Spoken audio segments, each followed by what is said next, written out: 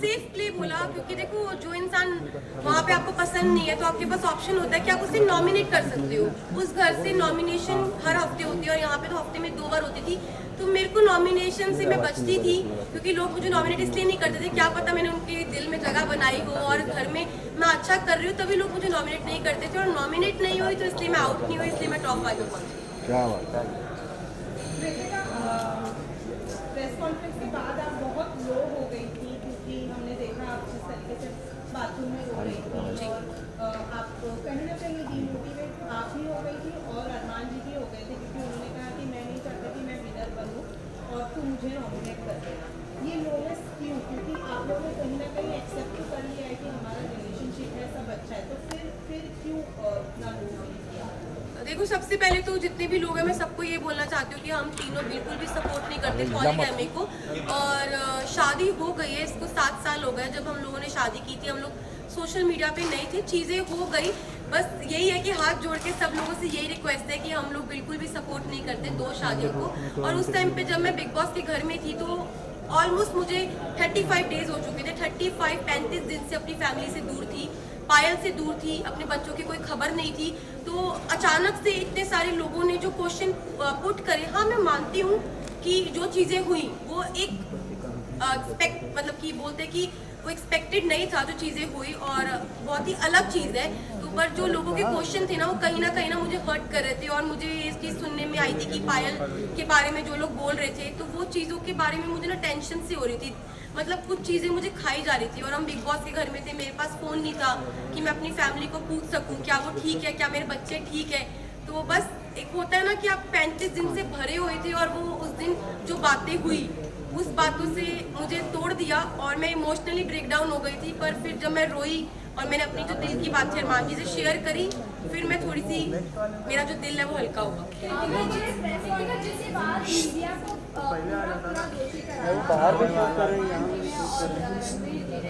Media ने आकर ये बोला क्योंकि मीडिया के पास कोई मुद्दा नहीं था। बाहर बैठे बैठे अगर पायल कॉन्ट्रोवर्सी क्रिएट कर रही खुद ही कि वो डिवोर्स ले लेती है करेगी ऐसा वैसा, आप लोगों का ये ड्रामा ऐसे आप लोगों ने ब्लेम ऐसे क्यों किया कि मीडिया की ही गलती है, मीडिया ने ये किया, पायल ने ऐसा नहीं बोला होगा? क्या ये बात हेडलाइन बनाने के लिए पायल कर रही थी सब कुछ? तो देखो, अभी तक मेरे को फ़ोन नहीं मिला है, मैं डायरेक्ट घर से आई हूँ। अभी तक मैंने फ़ोन यूज़ नहीं करा। जिस टाइम मैं घर पे थी तो मुझे जो चीज़ पता चली, क्योंकि देखो मैंने घर में ये चीज़ सुनी नहीं थी, ना मैंने देखी, ना अपनी आंखों से देखी, ना अपने कानों से सुनी कि पायल क्या बोल रही है। तो मेरे को एक कहीं ना कहीं अरमान जी को, रणबीर जी, सबको ये लग रहा था कि हो सकता है कि कोई मेरे को फॉल्स स्टेटमेंट दी हो या कोई बात को घुमाया गया हो, क्योंकि जब तक इंसान अपनी आंखों से नहीं देखता, अपने कानों से नहीं सुनता, वो विश्वास नहीं कर सकता। लेकिन अरमान जी ने पूरे सीजन में एक दूसरे की सुनते हुए लोगों के ऊपर सहमति भी लगाई और उन्होंने बराबर से जवाब नहीं दिया। वो आपको नहीं लगता कि वो सही है? अगर लवकेश के बारे में कोई आकर बोल रहा है कि वो सेट आउट कर रहा है तो वो बराबर से उनको ऐसा लग रहा है कि हाँ वो सच बोल रहा है, लेकिन जब हम आकर कोई मीडिया अगर आपको बोल रही है तो वो आपको गलत लग रहा है। वही मुनव्वर ने भी आपकी सेम बात बोली डिवोर्स वाली बात, तब भी आपको नहीं यकीन हुआ? नहीं, मुझे यकीन नहीं हुआ, क्योंकि देखो ये जो बात है ना बहुत ज़्यादा, आप समझो मैं घर के अंदर हूँ, 40 दिन से घर में अंदर हूँ, अचानक से कोई ये बात बोलता है, पायल डाइवोर्स वाली बात जो बोल रही है, ये इतनी शॉकिंग बात थी कि इसकी वजह से मैं पूरे 2 दिन इतना ब्रेक डाउन रही हूँ, इतने इमोशनली, मतलब हर चीज़ से मैं जूझ रही थी उस घर के अंदर। तो मुझे कहीं ना कहीं लग रहा था कि मैं अपने दिल को ये चीज़ समझा रही थी कि क्या पता ये बात सच हो, क्या पता ना हो, क्योंकि मेरे को यही था मैं बाहर जाऊँ और मैं पायल से डायरेक्ट बात करूँ। जब मैं घर से बाहर निकली टॉप 5 में, जब मैं इस रेस से बाहर निकली, मैं बाहर निकलते ही स्टेज पे पायल थी और मैंने उससे पूछा तू ठीक है ना? उसने बोला हाँ मैं ठीक हूँ। बाकी बात की, अभी तक मैंने फोन अपने नहीं देखे, कुछ नहीं। अब मेरा सवाल आपसे है कि जैसे कि पायल प्लीज 1 by 1 प्लीज। पायल कह रही कि डिवोर्स में लेने जा रही है, उसका मतलब पायल ने बिना डिवोर्स लेके आप दोनों ने शादी की, तो इसका मतलब आपकी शादी तो नल एंड वॉइड हो गई है according to the Indian law कि अरमान और जो आपकी शादी है वो असली रियल में शादी है ही नहीं है कानूनी हिसाब से। उस पर आप क्या कहना चाहेंगे? देखो, मैं सबको यही बात बोल रही हूँ, हम लोग पॉलीगैमी को सपोर्ट नहीं कर रहे, जो 2 शादियाँ इसको बिल्कुल भी सपोर्ट नहीं कर रहे।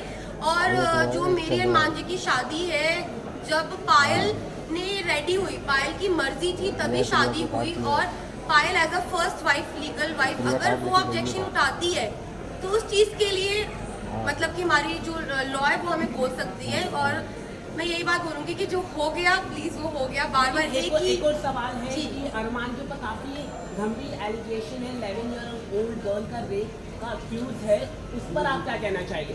मैं इस पर्सनल चीज़ के बारे में कुछ नहीं बोलना चाहती। आई एम नॉट क्या सपोज आपको टू मालूम था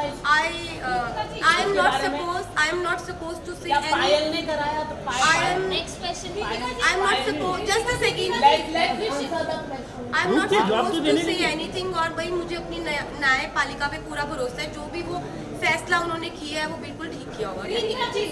लास्ट क्वेश्चन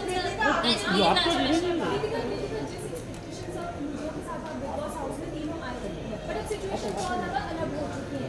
आप तीनों के रिलेशन के बारे में भी सवाल उठते हैं और पायल के स्टेटमेंट की वजह से बहुत सारे क्रॉस होते हैं। आपने अब 2 दिनों में जो सिचुएशन फेस की उसके बाद अब मेंटली प्रिपेयर है, क्योंकि फैमिली से भी बात होगी, पायल से बात होगी और आपको अपने जो ब्लॉग्स चैनल के जरिए आपके फैंस आपके सब